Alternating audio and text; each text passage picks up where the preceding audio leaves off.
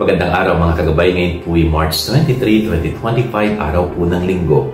Maririnig po natin sa ating ebanghelyo ang isang napakagandang paalala mula sa ating Panginoon na ang ating Panginoong Diyos ay Diyos ng pagkakataon. He is a God of chance and chances. Anong ibig sabihin po nun? No? Na kahit nakikita ng ibang tao, sa paningin ng ibang tao, wala na tayong halaga, wala na tayong kwenta. Pero sa Diyos, palaging mayroon. Okay?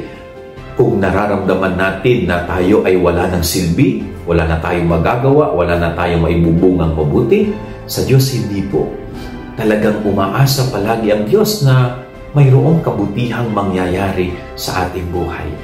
Kanya nga, hindi po siya katulad sa gospel na inilalarawan ng isang puno na matagal nang hindi namunga at ang sinasabi ay putulin na, patayin na.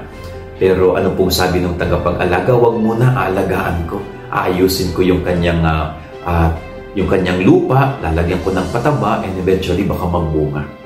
Ganun po ang Diyos. No? I-repair niya tayo para sa ganon maging buong muli tayo at magbunga tayo ulit ng kabutihan. May chance palagi sa Diyos. Natandaan po natin yan. Hindi nawawala ang pagkakataong ibinibigay ng Diyos sa atin, kundi palaging nandyan ang Diyos upang tayo ay ayusin at upang tayo ay makapagbunga ng mabuti. Yan ang ating gabay-aral ngayong maghapon. God bless po sa inyo lahat. Pagpalain kayo ng Panginoon.